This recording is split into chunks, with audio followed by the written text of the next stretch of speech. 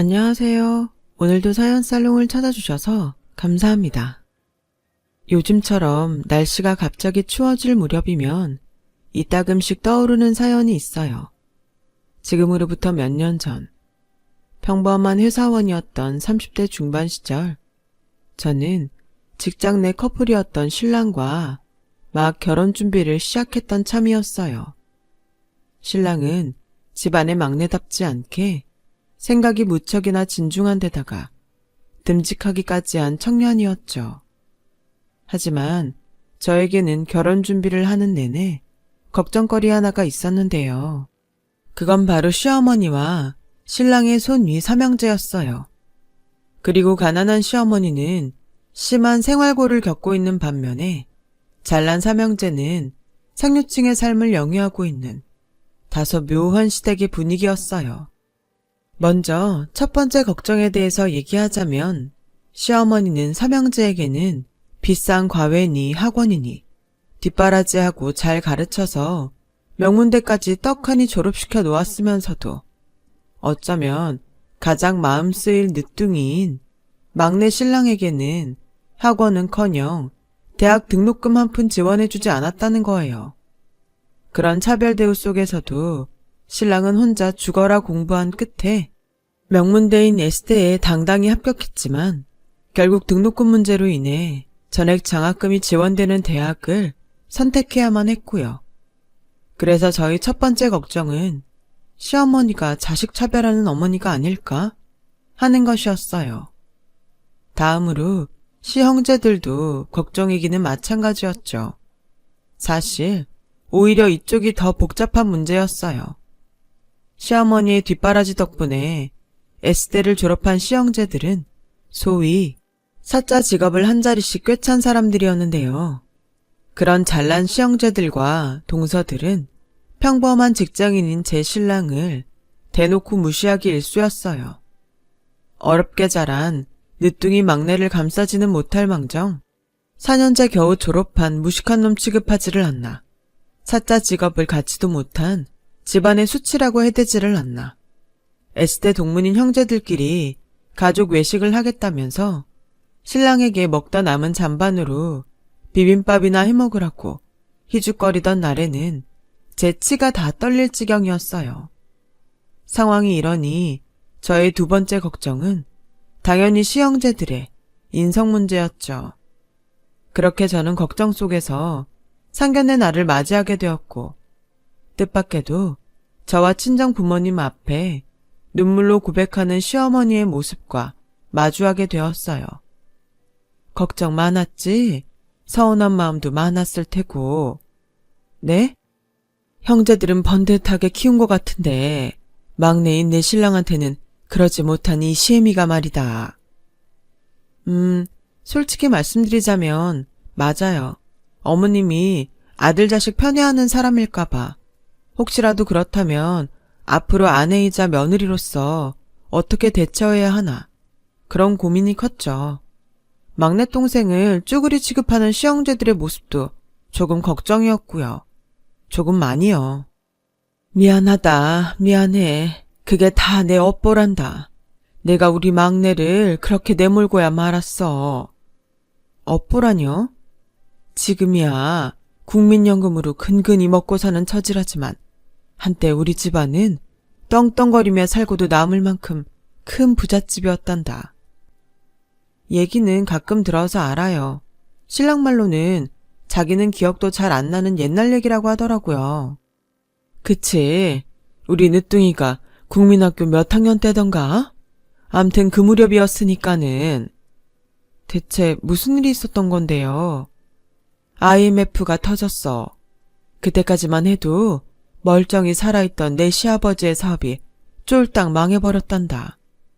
아, 네. 이어지는 시어머니의 사연은 갑작스런 IMF 사태로 인해 사업에 실패한 시아버님은 충격으로 비명횡사하셨고, 하루아침에 과부가 되어버린 시어머니는 어마어마한 사업비까지 떠안고야 말았어요. 그 빚을 갚느라 막내 아들에게는 뒷바라지를 제대로 해줄 수가 없었대요. 또 그 바람에 시댁이 잘 나가던 시절에 성장한 삼형제들과 IMF 세대인 제 남편의 삶에 큰 차이가 발생하고야 말았고, 그 차이가 쭉 이어져 잘난 삼형제들이 제 남편을 무시하면서 살게 되었다더라고요. 그렇게 모든 사연을 털어놓은 시어머니는 저의 손을 꼭 잡아주며 연신 사과했어요. 막내를 다른 형제만큼 가르치지 못했다는 거, 막내가 다른 형제들만큼 부유한 삶을 살지 못하고 있다는 거, 그게 내 평생의 한이고 막내를 향한 미안함이란다. 어머님, 차라리 거기서 끝났으면 조금이나마 나았을 것을. 이를 어쩌니 내 업보를 너에게까지 떠안겨주게 생겼는데, 그래서 시애미랍시고 앉아있는 내 모습이 너에게 너무 죄스럽고 염치가 없구나. 어머님, 전 괜찮습니다. 힘들었던 사정도 전부 다 이해하고요. 저는 시어머니를 향한 걱정을 접었어요. IMF 때 무너진 집안이 한둘도 아니고 돈 때문에 결심한 결혼도 아니었던 데다가 신랑에게 뒷바라지를 해야 할 시기에 경제적 어려움이 닥쳐왔던 사정이 너무나 분명했고, 그런 사실을 숨기지 않고 고백하는 시어머니의 인품을 보아하니 집안이 망하지 않았더라면 신랑에게도 형제들과 똑같은 뒷바라지를 베풀었을 분일 테니까요. 그래서 저는 시어머니의 인품 딱 하나만 믿고 결혼을 다시금 결심하게 되었어요. 잘난 척 유세나 떨어대는 시형제들의 무시와 차별 속에서 신랑을 제 손으로 반드시 지켜주겠다는 다짐과 함께요. 그렇게 결혼에 꼴이 난 바로 직후부터 저는 그 다짐을 지키기 위해 시형제들과 맞서기 시작했어요. 매번 이런 식이었죠. 저기요, 셋째 아주버님, 듣자 하니 말이 너무 지나치네요. 뭐요? 사실이 그렇잖아요. 못 배운 혈육 집 밖에 내놓기 쪽팔리다뇨. 행여라도 어디 가서 한 식구라는 소리 하고 다니지 말라뇨. 생판 남한테 하는 소리라고 해도 욕을 바가지로 얻어먹을 판에 그게 지금 막내 동생한테 할 소리냐고요. 그러는 재수씨는 주제 넘는다는 생각은 안 드는 모양이죠? 왜 남의 집 일에 함부로 간섭하고 그럽니까? 남의 집 일이 아니니까 이러죠. 제 남편 일이고 저도 엄연히 이 집 식구니까 이러죠. 그리고 큰아주버님하고 둘째 아주버님도 사람이 그러면 안 되는 거예요. 손윗사람이면 손윗사람답게 중재하고 말리지는 못할 망정. 이게 뭐냐고요. 매번 제일 먼저 나서서 막내 무시나 해대지를 않나. 집안의 험하고 굳은 일은 모조리 다 떠넘기려고 들려고 하질 않나. 물론 시형제들도 가만히 듣고만 있지는 않았죠. 형님들도 갈수록 극성맞아졌고요. 하지만 저에게는 세상 든든한 신랑과 시어머니가 있었어요. 시댁 식구들로부터 늘 저를 지켜주었거든요. 내 그동안 자식 버릇없이 잘못 키운 죄인 입장이라 모두 내 부덕을 탓하며 참아왔다만 앞으로 할 말은 하고 살아야겠구나. 재수씨도 모자라서 엄마까지 왜 이래? 집안 꼴 잘 돌아간다 아주. 그래 이놈아, 집안 꼴 잘 돌아간다 아주. 형이라는 놈이 한참 어린 동생을 이끌어줘야지. 그저 입만 열었다 하면 흠이나 잡아대고 괴롭히기나 해대고 새아가 말 틀린 거 하나도 없어. 세상 그렇게 살면 못 쓰는 거야 이놈들아. 내 생각도 마찬가지야 형. 나 무시하는 것도 모자라서 우리 와이프한테까지 핏대 세우는 걸 당하고 있을 만큼 내가 바보로 보였어? 그랬다면 착각이야. 분명하게 말하는데 다시는 나 무시하지 마. 내 와이프까지 무시할 생각은 더더욱 꿈도 꾸지 말고. 이처럼 저희 부부와 시어머니는 아주 죽이 잘 맞는 콤비였어요. 덕분에 시형제들의 기세는 하루가 다르게 꺾여나가기 시작했죠. 하지만 아주 갑작스러운 사건이 있었어요. 저에게는 세상 둘도 없이 의지가 되어주었던 시어머니가 쓰러지더니 사실상 반신불수가 되어 돌아왔거든요. 대대로 시어머니 쪽 집안 가족 병력이었던 중풍 때문이라고 했죠. 말이 어눌해진 시어머니는 짧은 의사소통 한마디조차 쉽게 할 수 없게 되었고 화장실조차 혼자서는 다니기 힘들게 되고야 말았어요. 그런 시어머니를 두고 주변에서는 잘 키운 사자 직업 삼형제 덕분에 큰 걱정 없겠다고들 했지만 정작 시어머니의 뒷바라지를 독차지하며 자란 잘난 삼형제들은 병수발을 들려고 하지 않았어요. 심지어 자기들끼리 떠들어댄다는 말이 글쎄. 에이씨, 이럴 줄 알았으면 엄마 정정할 때 치료비라도 얼마 받아놓을 걸 그랬어. 왜, 네가 엄마 병수발이라도 들게? 집안 말아먹은 노친네 돈이 있어봤자 뭐 얼마나 있다고. 작은 형은 무슨 말을 그렇게 험하게 해? 병수발이라니. 당장 내 코가 석잔데. 작은 형이랑 큰 형도 뭐 그닥 안심할 입장은 아니거든? 중풍이 엄마 쪽 집안 병력이면 급히 물려받은 우리도 위험하다는 얘기잖아. 그게 그렇게 되나? 암튼 놓치네. 이래저래 자식들 발목이나 잡아대고 말이야. 이런 대화를 듣고 있자니 저희 부부는 그야말로 속이 썩어 문드러질 지경이었죠. 저희는 가만히 듣고만 있었냐고요? 물론 핏대를 세워가며 따졌죠. 저희 부부가 목이 다 쉬어버릴 만큼 따진 덕분에 시어머니의 병수발을 위한 대책 마련을 시작할 수가 있었어요. 시형제들은 그나마 핏줄이랍시고 시어머니를 요양원에 보내자는 얘기를 마지못해 꺼냈고요. 물론 당연히 동의할 수 없는 제안이었죠. 요양원 얘기 자체만으로도 못마땅한데 시형제들이 지들 멋대로 알아보기 시작한 요양원은 최대한 값싼 요양원이었거든요. 설상가상 이번에는 형님들이 들고 일어났어요. 세상이 뒤집혀도 시어머니를 자기들 집에는 모실 수 없다고 결사 반대하는 주제에 요양원 비용을 형제들끼리 나누어 내는 것조차 아깝다면서요. 저는 결국 참다 또 한 번 폭발하고야 말았죠. 아주버님들, 그리고 형님들, 당신들이 지금 제정신입니까? 재수씨는 매번 선을 너무 넘어. 그 세대들은 성격이 다 그 모양인가? 글쎄요. 선을 넘는 건 당신들이죠. 당신들이 자식이라면, 당신들도 사람이라면 인간의 탈을 뒤집어 쓴 입에서 싸구려 요양원이니 그 비용마저도 아깝다느니 하는 얘기들은 나올 수가 없을 테니까. 이봐요, 재수씨. 우리 어머님이 왜 요양원에 들어가셔야 하는데 장성한 자식 넷이나 멀쩡히 두고 왜? 뭘 모르면 그냥 잠자코 우리가 하자는 대로 하기나 해요. 아닌 말로다가 엄마 최대한 값싸게 모실 수 있으면 두루두루 좋은 거 아뇨. 오히려 없이 사는 재수씨네 입장에서야 제일 이득일 거고. 그렇게는 못하겠는데요. 못하겠다면 직접 병수발 드시게? 그럴 능력이나 있나 몰라?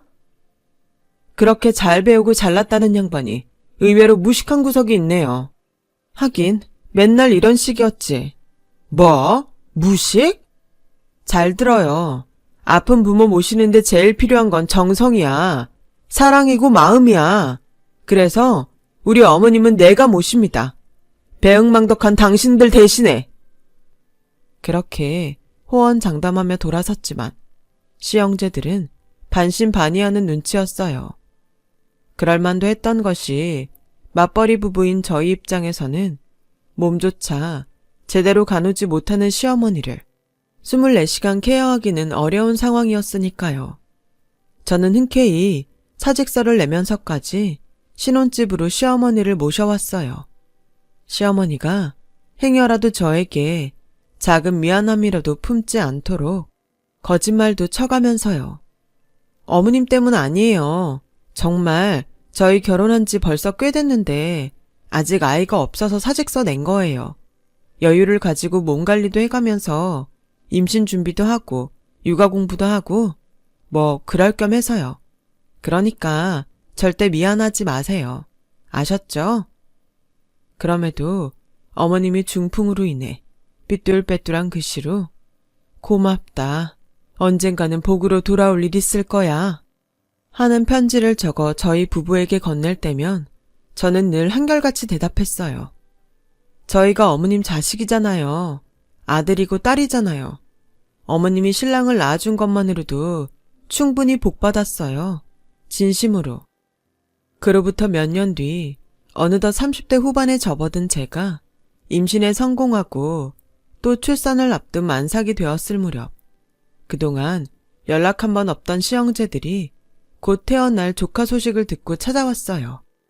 시형제들은 애 낳고 키우고 하려면 힘들 거라면서 대뜸 시어머니를 자신들이 모셔가겠다는 제안을 걸어오더라고요. 하지만 저희 부부는 완강하게 반대했어요. 시형제들을 향한 원망과 실망이 워낙에 컸기 때문이었죠. 그러나 시형제들은 결국 문제의 그날, 저는 간병인에게 시어머니를 잠시 부탁해둔 채로 산부인과 진료를 받고 있었는데요. 한껏 겁에 질린 간병인으로부터 전화가 한 통 걸려왔어요. 시형제들이 제가 병원에 있는 틈을 타서 시어머니를 차에 태우고 있다는 전화였죠.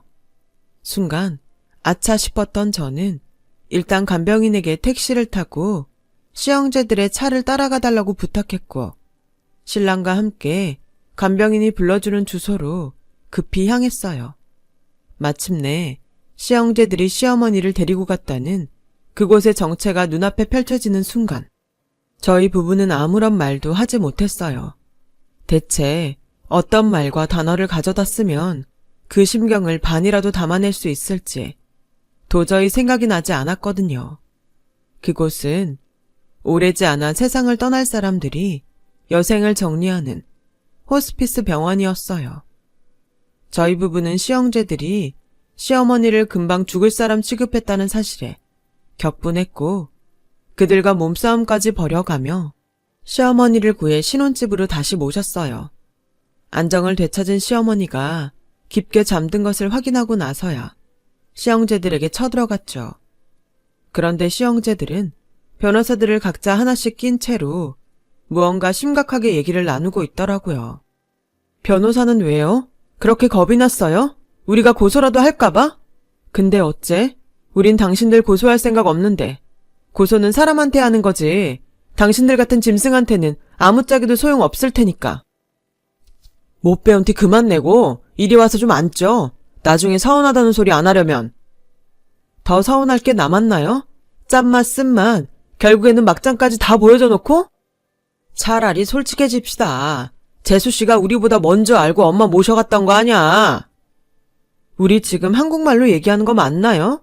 왜 이렇게 얘기가 안 통해? 제가 당신들보다 대체 뭘 먼저 알았다는 건데요? 재수씨가 똥오줌 치워가면서 그 험한 중풍 병수발 들었던 이유, 유산. 사람을 업신여기는 것도 유분수지. 내가 어머니 모셔가면서 충분히 말했죠. 자식된 도리로 모셔가는 거라고. 근데 뭐? 유산? 끼워 넣을 걸 끼워 넣어야지. 아님 말고요. 우리 재수씨랑 막내가 부모 직접 모신 자식한테 더 큰 지분을 배당하게 되어 있는 법 때문에 데려다 모신 줄 알았지. 아닙니다. 아니니까 다시는 상속 얘기 꺼내지도 말고 어머님 앞에 나타나지도 말아요. 진심 확실해요? 그 마음 절대 안 변하고 끝까지 책임질 수 있냐고요?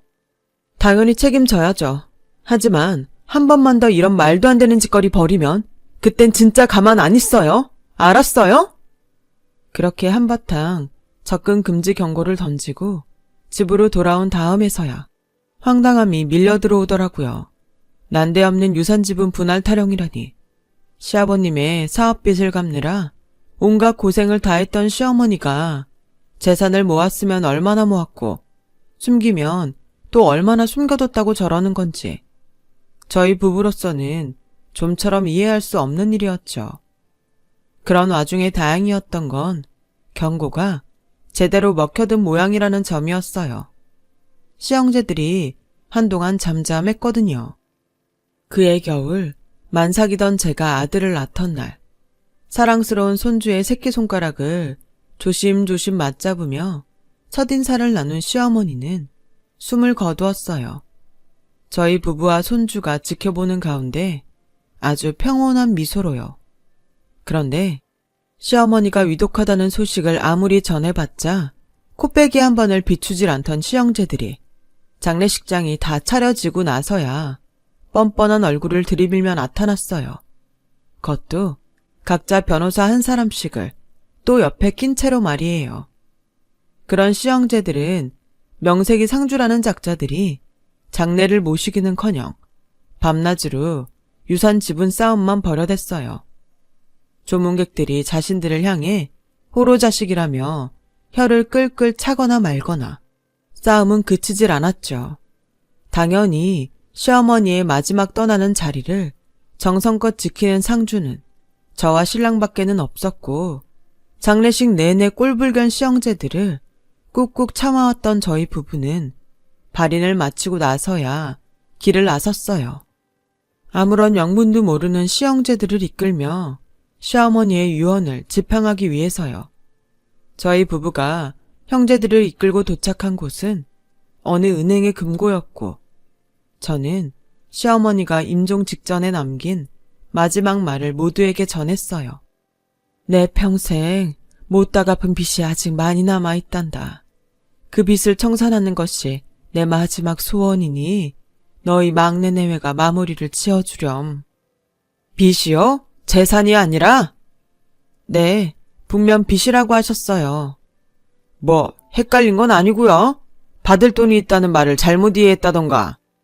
못다 갚은 빚이라고요. 갚지 못한 빚, 부채, 채무. 그러자 시형제들은 들었던 거랑은 얘기가 다르지 않냐며 저들끼리 싸워대기 시작했어요. 아무래도 무언가를 미리 알고 있었으며 큰 기대를 품은 채로 은행 금고까지 따라왔다는 눈치였죠. 저는 아무 관심 없었어요. 머릿속에 딱 한 가지 생각만 가득했거든요. 제가 어머님이 남긴 빚 전부 세상 딱 하나 남은 자식인 저랑 신랑이 갚아 나가겠다고요. 왜 그렇게까지? 그렇게 해드려야 이 한많은 세상에 작은 미련이나마 남아있지 않도록 전부 지워드려야 어머님 가시는 길이 마음 편한 꽃길이 될 수 있을 테니까요. 얼마나 큰 빚인 줄 알고요. 아직 금고는 열어보지도 않았잖아요. 상관없어요. 저는 어머님 믿습니다. 저희가 할 수 있는 만큼일 거예요. 굳게 결심한 저는 금고를 열어 젖혔어요. 아니나 다를까 종이장 한 무더기가 들어있더라고요. 그 서류들이 차용증이나 채권 서류라고 생각한 시형제들이 슬금슬금 뒷걸음질 치는 사이 서류들을 찬찬히 훑어보던 저는 소스라치게 놀라고야 말았어요. 빚과 관련된 서류들이 아니라 작게는 100만 원부터 크게는 억대를 호가하는 주식 증권들이었거든요. 이에 시형제들은 언제 뒷걸음질 쳤냐는 듯 반색하며 금고를 향해 달려들었어요. 그리고 우리가 들었던 엄마 얘기가 전부 사실이었다며 만세를 불러대는 시형제들을 통해 그동안 유산 어쩌고 했던 이해 불가능한 행동들의 이유가 드디어 밝혀졌죠. 시형제들이 풍문으로 접했다는 시어머니에 대한 소문은 이랬어요. 시어머니는 저와 신랑이 결혼하던 무렵부터 쌈짓돈으로 아름아름 주식 재테크를 시작했었는데 중풍으로 쓰러지던 즈음부터 눈에 띄게 상한가를 달리기 시작하더니 상한가 퍼레이드는 시어머니의 병수발을 들던 제가 만삭이 되던 시점까지 쭉 이어졌고 그 주식 채권이 수십억 대에 이른다는 이야기였죠. 그랬던 거였어요. 시어머니에 대한 소문은 전부 사실이었고 시형제들의 이해할 수 없는 행동은 전부 돈, 유산 때문이었어요. 중풍 병수발을 해왔던 저희 부부가 행여 한 푼이라도 더 가져갈까 질투한 나머지 시어머니를 무단으로 데리고 가버렸고 그래놓고는 정작 병수발 들 자신은 없어서 시어머니를 호스피스 병동에 처박아 둔 채로 희희낙낙 유산 싸움이나 벌이고 있었던 거죠. 모든 내막을 알게 된 저희 부부는 시형제들을 향한 환멸에 치를 떨었지만 그러거나 말거나 시형제들은 또 각자의 변호사들에게 빨리 와달라며 전화를 돌리느라 바쁘더라고요.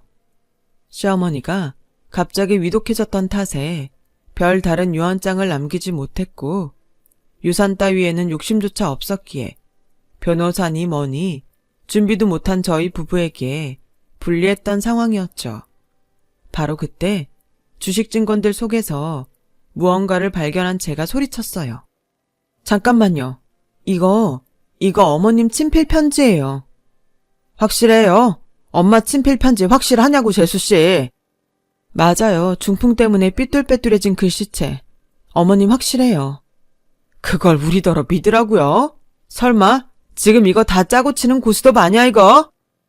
그럼 은행을 믿던가요. 어머님의 금고라는 보증보다 더 확실한 증거는 없을 테니까. 그러자 은행 직원이 어머님의 금고가 맞다는 사실을 분명하게 확인시켜 주었고, 저는 어머님의 편지를 또박또박 읽어 나가기 시작했어요. 우리 착한 막내 내외 듣거라. 내 평생 미처 다 갚지 못하고 떠나는 빚이 있으니 너희가 대신 마무리 지어주려무나. 첫 번째 빚은 늦둥이 막내 아들을 제대로 가르치지 못했다는 마음의 빚이란다. 다른 형제들처럼 뒷바라지를 해주지 못해 지금껏 무시당하며 살게 만들었던 업보란다. 그러니 내 유산의 절반으로 막내 아들을 향한 빚을 갚는다. 두 번째 빚은 회사에 사표까지 내가며 병수발을 들어주었던 막내 며느리, 친딸이나 진배 없는 너를 향한 고마움이다. 유산의 남은 절반으로 그 고마움을 갚는다.